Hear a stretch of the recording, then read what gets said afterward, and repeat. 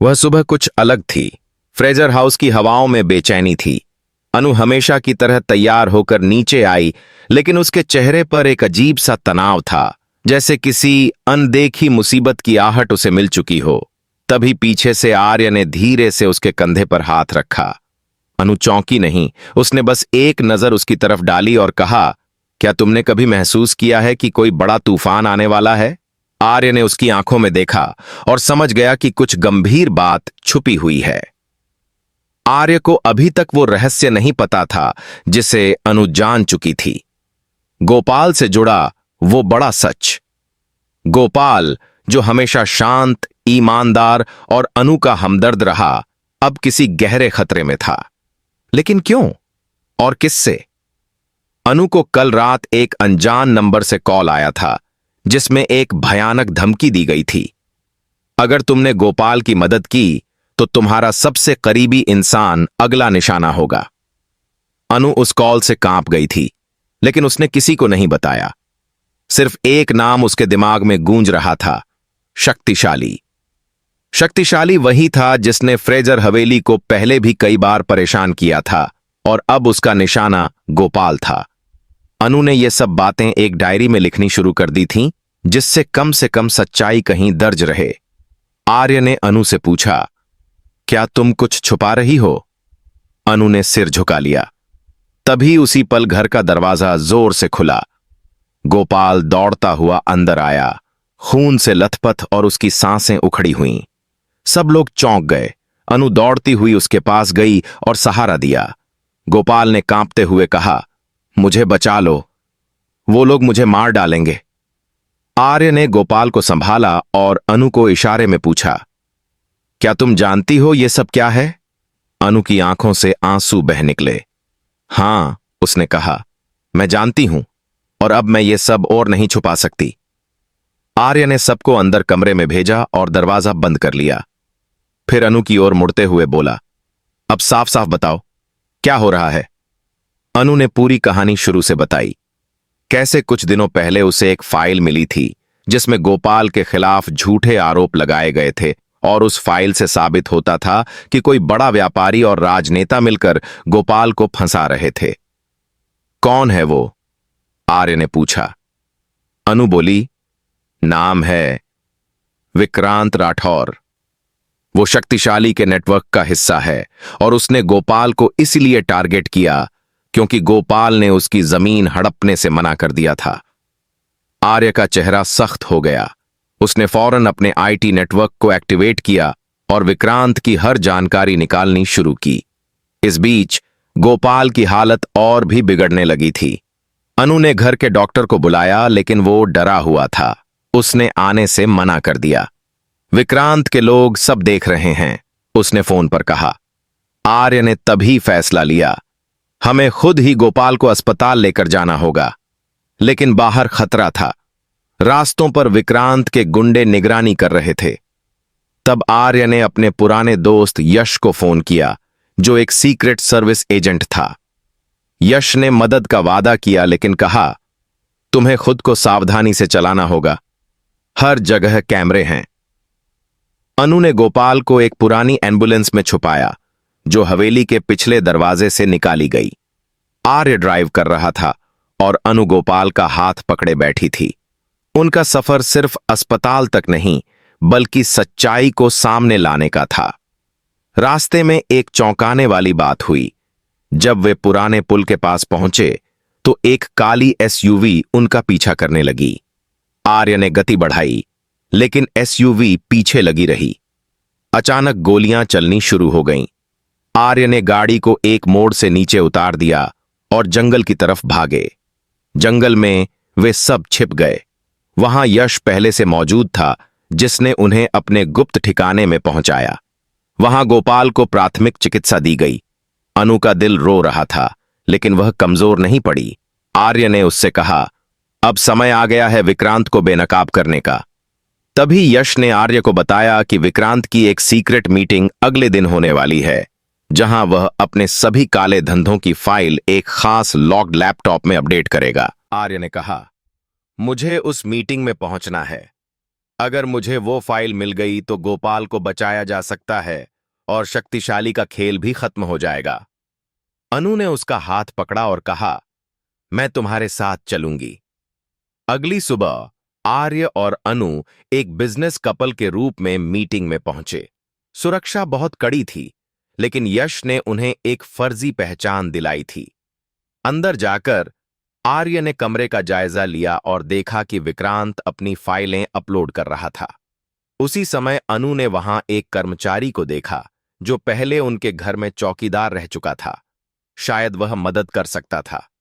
अनु ने उसे इशारे में पहचान लिया और पास जाकर कहा, अगर तुम चाहते हो कि तुम्हारा सच बाहर आए तो हमें उसकी फाइल की कॉपी चाहिए।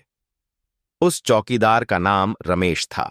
उसने 1 मिनट सोचा और फिर कहा, मैं करता हूं।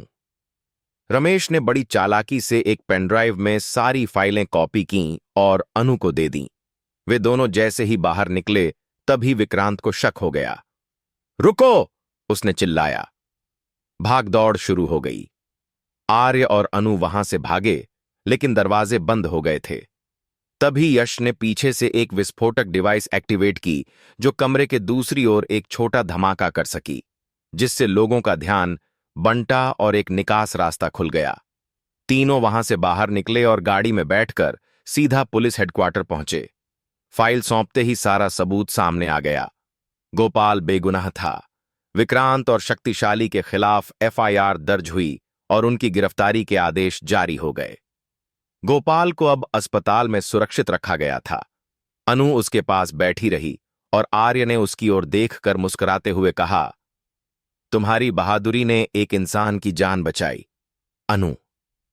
अनु ने कहा, लेकिन अगर तुम न होते तो यह कभी संभव नहीं होता।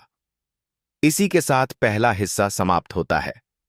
आर्य, अनु और यश जैसे ही पुलिस हेडक्वार्टर से बाहर निकले, उनकी आंखों में एक सुकून था, लेकिन दिलों में अभी भी डर बाकी था। विक्रांत और शक्तिशाली के लोग अब भी खुले में घूम रहे थे। उनकी गिरफ्तारी का आदेश जारी हो गया था, लेकिन वे इतने चालाक थे कि गिरफ्त में आने से पहले कई चालें चल सकते थे। गोपाल अब अस्पताल के आईसीयू में था, लेकिन हालत स्थिर थी। अनु दिन रात वहीं बैठी रही। वो चाहती थी कि जब गोपाल होश में आए तो सबसे पहला चेहरा उसी का देखे।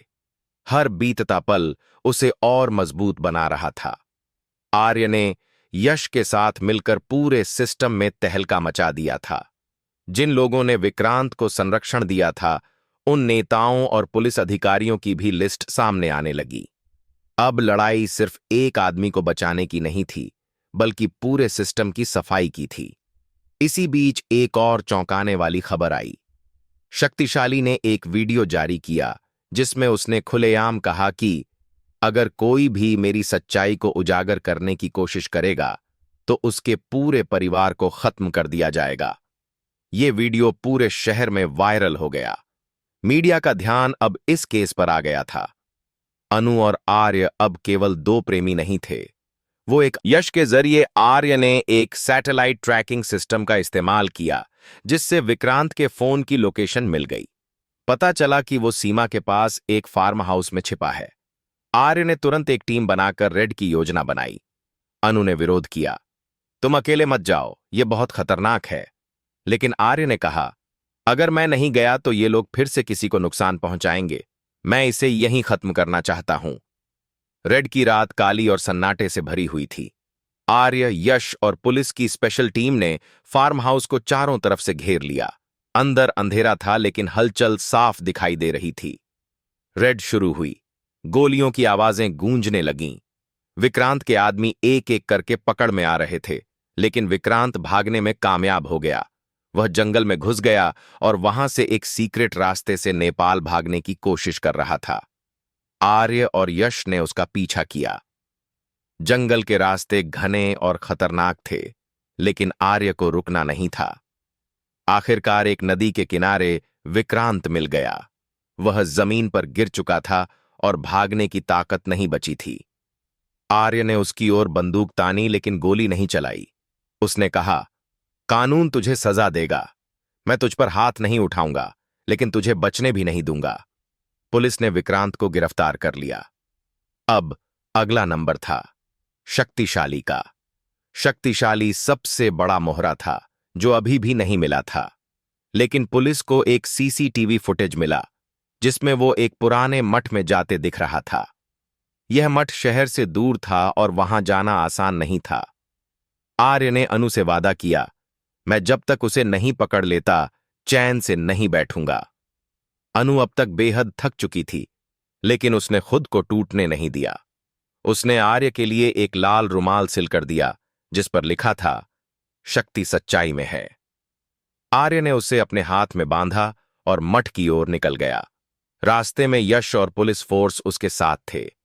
मठ के पास पहुंचते ही वहां की हवा भारी लगने लगी। अंदर घुसते ही एक विचित्र सी शांति और डर दोनों का एहसास हुआ। लेकिन आर्य रुका नहीं। वो उस तहखाने तक पहुंच गया जहां शक्तिशाली अपने आदमियों के साथ बैठा हुआ था। तुम्हारा खेल खत्म हो चुका है, आर्य ने कहा। शक्तिशाली हंस पड़ा।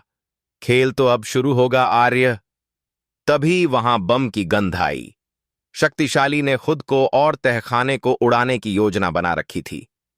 आर्य ने फौरन कूदकर बम को डिफ्यूज किया और पुलिस ने पूरी टीम को धर दबोचा। शक्तिशाली अब अंततः कानून के शिकंजे में आ चुका था। इस बीच गोपाल होश में आ चुका था। अनु ने उसे सारी बातें बताईं। गोपाल की आंखें भर आईं। मैंने सोचा था अब सब खत्म हो गया है, लेकिन तुम सबने मुझे बचा लिया। आर्य और अनु गोपाल के साथ बाहर आए। पूरा शहर उनकी बहादुरी को सलाम कर रहा था। कुछ दिन बाद कोर्ट में केस चला। सबूत इतने पुख्ता थे कि विक्रांत और शक्तिशाली दोनों को उम्र कैद की सजा हुई। कोर्ट ने कहा,